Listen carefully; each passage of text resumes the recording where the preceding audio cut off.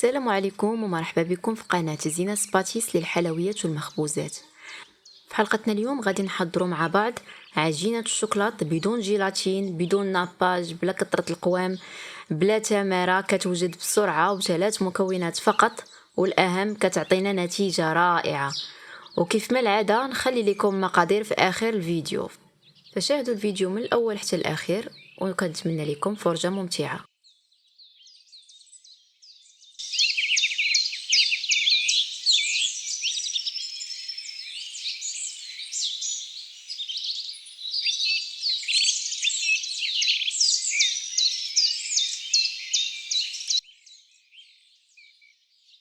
ندير في المكونات عندنا 400 غرام ديال الشوكولا بيضاء اما غالا او اي نوعيه، 200 غرام ديال الجليكوز، يعني كميه ديال الشوكولات كتضاعف الكميه ديال الجليكوز. يعني الا كان عندنا 200 غرام ديال الجليكوز كنديروا 400 غرام ديال الشوكولا بيضاء. كنوضعهم على عافيه مهيله حتى كيذوب الشوكولات، وكنستمر في التحريك حتى كنحصل على هذا القوام. صافي كنضيف ليهم ملون ابيض، كنضيفو في هذه المرحله باش ينسجم معاه. كيف ممكن نضيف نكهات، اي نكهه كنفضلو، اما ديال الشوين غوم او لا ديال يعني اي نكهه. مثلا بغينا في لون، مثلا في الغوز كندير نكهه ديال الفريز، بغينا في الخضر كندير نكهه ديال البيستاش، يعني كيبقاو النكهات حسب الرغبه.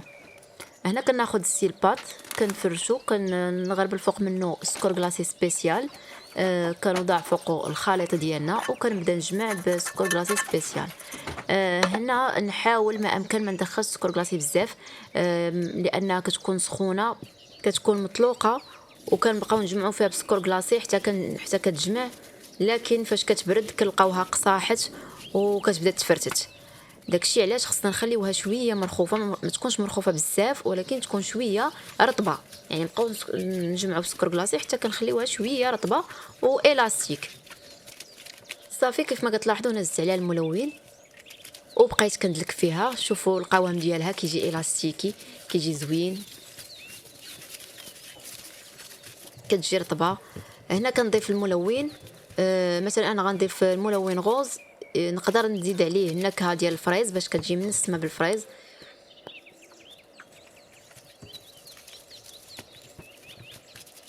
صافي كنبقى ندخل فيه هذاك الملون حتى كتولي كامله لون واحد. صافي وكنجمعها، وهذا هو الشكل النهائي ديال عجينه الشوكولاته ديالنا. كتجي رائعه بمكونات بسيطه دغيا كتوجد، بلا عذاب بلا تماره. ان شاء الله الفيديو الماجي نخدم معكم عجينه السكر. نتمنى الفيديو ديال اليوم يكون نال الاستحسان ديالكم. شكرا على حسن المتابعه والى اللقاء.